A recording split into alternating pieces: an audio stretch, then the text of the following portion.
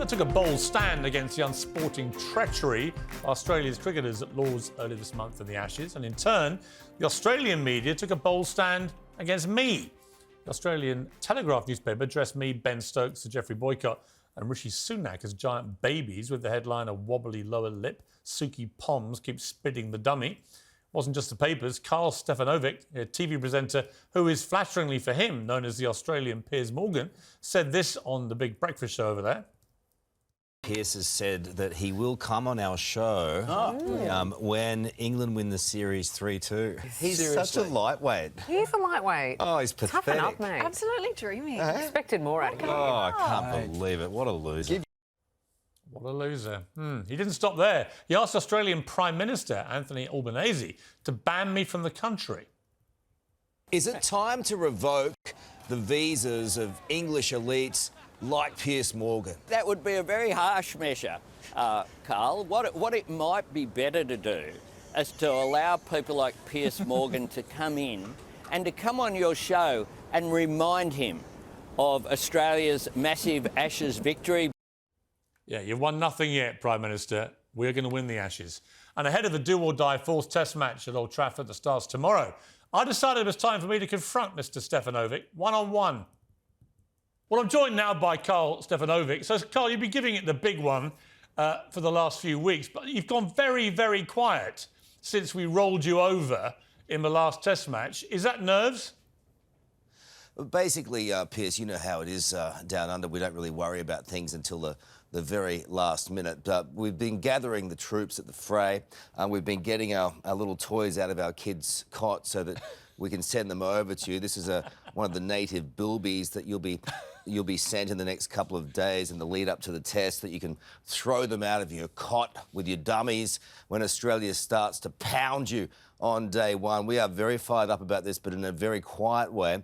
Obviously, we wake up like this, Piers. Preparation, handsome, delicious Australians. I know that upsets you greatly. I know that makes you cranky, but this is how we wake up in preparation for a big test. Quiet and handsome.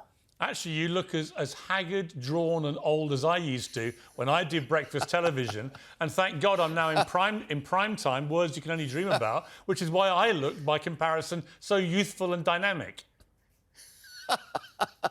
Youthful and dynamic. Actually, I will say this. You have looked better after that last victory. I know how concerned you were about it. And that's why we gifted you one Test match. I mean, can you imagine what would have happened in your country if Australia had won that one? You would have been crying in the streets. The GDP would have gone down. You would have had to replace your Prime Minister, the toothpick with eyes, as we call him over here in Australia, with another Prime Minister. There would have been absolute mayhem. So we've gifted you this one.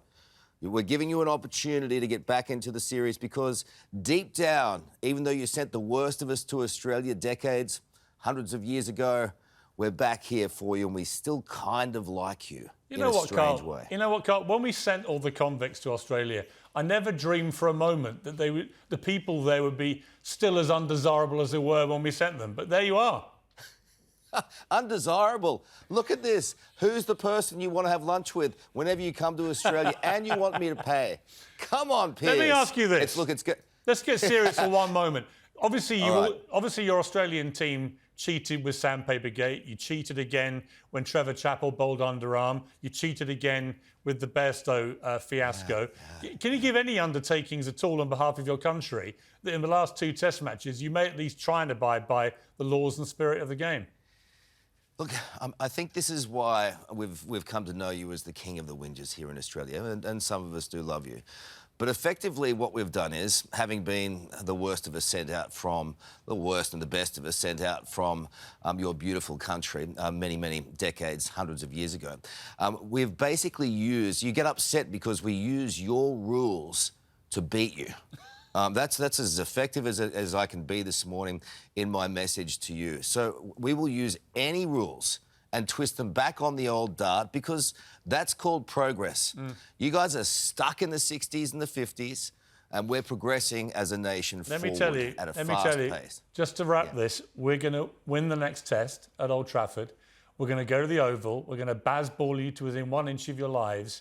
And then I'm going to come on your show and I'm going to do the greatest gloating segment in the history of breakfast television, and you're going to be physically vomiting live on air as I show you the Ashes and kiss them after the greatest comeback since Lazarus. And on that bombshell, Karl Stefanovic, as you call yourself over there, Stefanovic to your friends in Europe, I will bid you farewell until we win. All right, I'll see you soon. And if you win this next Test match, I'll come to London and we'll do it in person. And you could buy me a massive lunch. I look forward to it. Take care, Karl. Done. All right, love you, mate. Bye. So think about Australians. I love them. I love the country. I love the culture. But when it comes to cricket, they are utterly unbearable. And yes, I do know this show airs on Sky News Australia. So, good evening, Cobbers. But I think we're going to win. And when we do, I'm going to see Mr Stefanovic. That's it for tonight. Come on, England. Bring back that urn. You can do it, Captain Stokes. Good night. Keep it uncensored.